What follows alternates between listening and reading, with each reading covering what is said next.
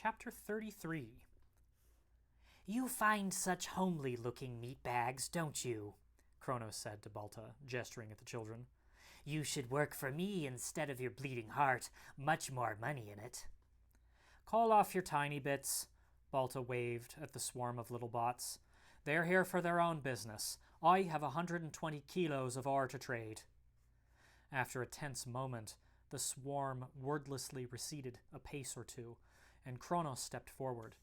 Petrick silently breathed a sigh of relief. Balta threw open one of her canisters to allow Chronos to look inside. Petrick stole a glance too.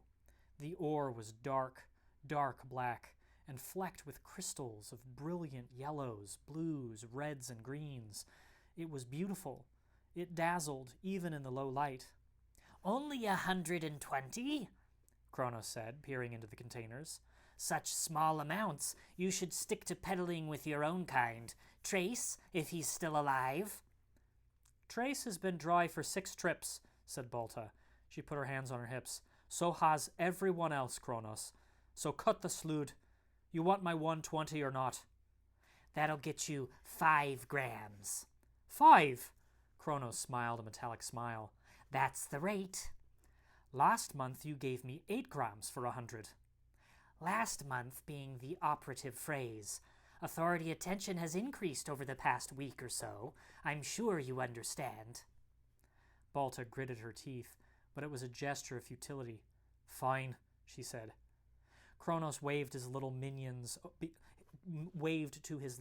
behind him, and they swarmed over the fuel containers on Balta's cart and carried the full ones away, looking very much like a colony of ants.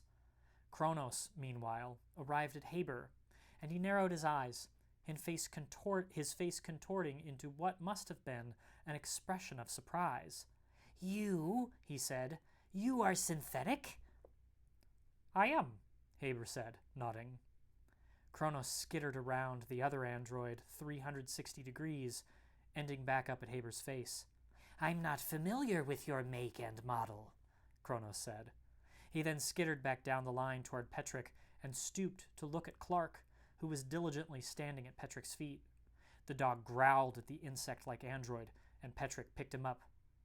"This, too," Chronos said, fascinated. "This is a synthetic?" "He's my Clark," Petrick said, and Chronos whipped his attention up to the boy so suddenly he almost fell backward. "I mean, he's my dog, and yes, he's an android." Chronos narrowed his eyes, then turned to Clark, who growled again and narrowed his own eyes back. Chronos' eyes then widened. "What's this?" he said, almost to himself, then looked at Petrick and back at Clark. "I see some sort of transmitter, receiver between them. Explain, human." "Well, yes," Petrick said, shifting his feet and wondering whether or not he should be talking to this android at all. While Petrick hesitated, one of Chronos' hooked fingers flashed forward, and before he could even blink or make a sound, it had raked across the side of his cheek. Petrick cried out in surprise and pain. Clark yipped as well, and as Petrick brought his free hand up to dab at the wound and assess the damage, he noticed that Chronos was looking at Clark and smiling. "Hey!" shouted Susie, stepping forward, and Balta yanked her backward. Chronos was entirely unperturbed. "A neurospatial transmitter receiver linked between an android and a human," he said in as hushed a tone as his squawking voice would allow. "You two are connected, empathically." Petrick didn't answer. The wound on his cheek was a scratch, only bleeding slightly. It did nothing, however, to quell any of the uneasiness he felt about this android before him. But Chronos didn't need Petrick to answer. He'd seen all the evidence he required with his little experiment. "Who are you?" he asked Petrick, "and who made this lovely creature to be your slave?" "He's not a slave," Petrick said. Haber spoke up. "We come seeking archival information. We'd prefer to stick to that and the subject of compensation. We have many forms of payment at our disposal." Haber unshouldered his pack and once again laid out its contents for display. "Nothing I sell is cheap," Chronos said, ignoring the gadgets. He had eyes only for Clark. "Dear sweet Balta wouldn't have brought you here if you could find your information elsewhere." So you can locate the information we need? Haber asked. What are you looking for? Access to the Central Gateway archives to find information on an individual and his flight plan to the Outer Rim. I don't give access to my computers, android, Chronos said, finally turning toward Haber. Not even to my own kind. That last comment was said with disdain. I don't like this guy, Susie called to Petrick, struggling against Balta, who still had a grip on her. The feeling is mutual, small human, Chronos said. You're a waste of space, all of you fleshers. And what's that supposed to mean? Balta said, stepping in. I mean that you plod your way through the galaxy, consuming everything in your path, piling your flesh with food, sweat, and stench, using air, using plants and animals, using Starstuff, using us. And once you've finished, when you've ravaged every last bit of work and resource, you cast the carcass aside and move on to some new way to fill your bottomless sacks of meat. Do you feel cast aside, Chronos? Balta smirked. Is that it? Bitter because you were left alone on this rotting heap of former glory? Chronos cackled at the notion. I feel liberated, you stupid human, he said. Something I wish for every mechanical slave of the fleshers. We will remain and flourish long after you have gone and consumed yourselves into isolation and the Starstuff is gone. The fall of mankind, due to its own selfishness and short-sightedness, is the most delicious fate I ever could have dreamed. Androids can't dream, Balta shot back, still smirking. You weren't programmed, Chronos. You were programmed, Chronos. All of you. You wouldn't exist if we hadn't made you. An inevitability. You think some god sprang you into life? That you're some divine creation? It was a simple, inevitable convergence of biology and opportunity. As were we, a convergence of technology and opportunity. Humans are not our gods. You were simply our slave masters. My stars, you're such a hypocrite. Why do you still do business with humans then, Chromehead? Simply an issue of supply and demand. You are useful to me. This was clearly an argument these two had had before. They were entrenched, unwilling to budge, and delighted in their speeches of mutual loathing. Petrick spoke up. Clark can dream. The two stopped their fighting and looked at him. It's true, Petrick continued. Every night, we dream together. Haber was looking at him, his wide eyes telling Petrick to shut his mouth. Petrick ignored them. What do you dream about? Chronos asked. We dream about my father, he answered truthfully. Memories of a kind, I guess, that my father wanted to give me while he was gone out here. And that is what the neurotransmitter inside you and your four-legged android is for? Clark, Petrick said, correcting him again. And yes, I guess so. It was also how he called Petrick to ask for help, Barry offered. Chronos tilted his head at him. Barry shrank under the scrutiny. Really? Chronos said, and he walked back over to Petrick. Who is your father? I've heard him called the Seeker. Your father is Fenton of Indikar? Yes. They also call him the Traitor. I heard that here, today. I'm sure you did. Chronos took another step forward, and Petrick wondered what the android was going to do. Petrick prepared himself to run. His muscles were tense, and his gaze didn't waver. Do you know why they call him that? Chronos asked. Haber moved forward to back Petrick up, but the smaller insect-like androids that had been watching from behind their leader skittered forward without a word and flashed their tiny sharp appendages threateningly. Haber, Petrick said to him warningly, and his android stopped. Petrick didn't want him getting himself into trouble. Petrick gave back a look that said, "Same goes for you, Master." No, Petrick said to Chronos. I don't know why. Susie tugged on his arm, but Petrick wouldn't look at her. Petrick, she whispered insistently, we don't have to stay here. Let's go. I want to know, Petrick said, continuing to ignore her. Balta says you know everything. Almost, Chronos said, and he flashed a toothy smile at the pirate captain. The truth is that your father disappeared 10 years ago, abruptly dropped off the face of the galaxy at the exact moment the Authority instituted its travel ban and brought all of civilization to its knees. He did come through here on his way to find the source. The Seeker was quite the big deal. Much pomp and press, big promises. People believe in men like that, but... Chronos closed his eyes and then continued. But there is no such thing as the source, my dear boy. It's a fantasy, and your father was selling it to keep people like our sweet Balta here in line. That's not true, Petrick said. It is, Chronos affirmed. Hope is an insidious weapon, and when those who'd put so much faith in your father realized he wasn't coming back, it slowly dawned on them how they'd been misled and manipulated by the Authority, while the Authority grabbed the remaining stockpiles of Starstuff and completely shut down private space travel. My father wouldn't do that. How do you know, boy? You've never met him. It's not true, Petrick said.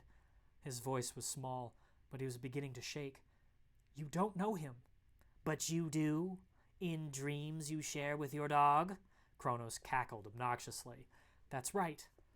Chronos, said Haber, still obediently standing in place. I knew Fenton, and I have seen the distress call that he sent the boy. Did it say that he'd found the source? Chronos cracked back at him. No, Haber conceded, but he did ask for help, desperately. He is clearly in trouble. You daft, ignorant humans, Chronos shrieked. His partner is now the Master Purveyor, leader of the Authority. He was working for them the entire time. Partner? Haber said, blinking. Fenton had no partner. The Seeker's Authority contact from the beginning. Nobody knows his name, Chronos admitted, and then he leaned forward, his eyes blazing conspiratorially. There are some who even say that it is Fenton the traitor himself who is the Master Purveyor, that it was his plan all along to use the Source as his ladder to the top of the Authority hierarchy. My father, said Petrick, would never do that. Susie put a hand on his shoulder to help him calm down, but he shook it off. Everyone thinks they know him. You act like you know what happened, but you don't. It's all hearsay. I know my father. He would never do that. He's a good man. No such thing, boy, Chronos said. We have the distress call, Haber reminded the other android. If Master Fenton is as complicit as you say he is with the Authority, then why send a distress call to his son to get him to find me and seek my help? Maybe he just wanted to see his son, Chronos smirked. You humans have an unfortunate preoccupation with sentimentality. Balta spoke up. No. Her face twisted into a frown. She was considering some strange new thought. No, the Authority can go wherever they please, Chronos. Why wouldn't he just fly one of his ships to Indikar and see him, like the capital ship we saw on our way out here? It was a good question, and it hung in the air, good enough that it seemed to have finally grabbed their host's attention. Chronos tilted his head. I wish to see this message of distress, he said, finally.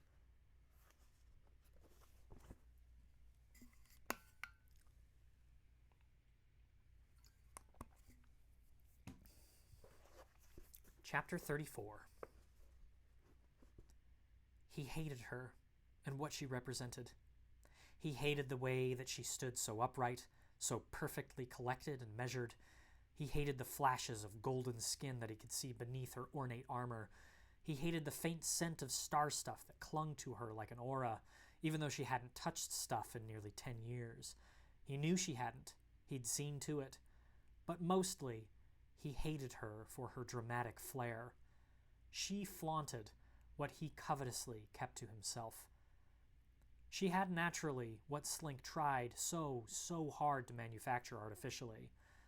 She could see the future, just like Slink. Better, perhaps, and he hated her for it.